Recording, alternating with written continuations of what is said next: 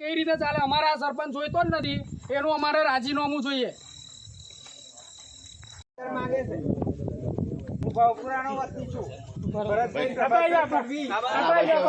કાયદેસર ખોદાણ થયું હતું તો અત્યાર સુધી એમને ભાઈ તમે પરવાનગી આપેલી છે?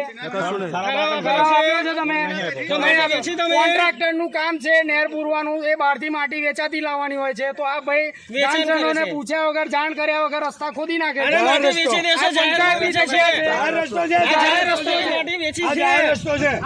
અહીંયાથી બીજા ગામ જવાનો રસ્તો છે, વચ્ચે ખોદી નાખ્યું છે.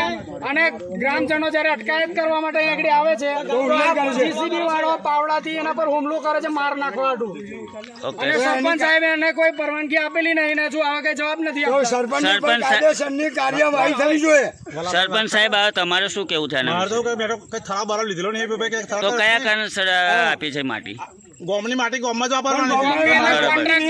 પણ તલાટીએ ઠરાવ કરવાનો ના આવે એવું?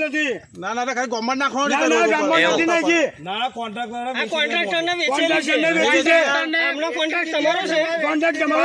વેચાણ કરેલું છે માટી.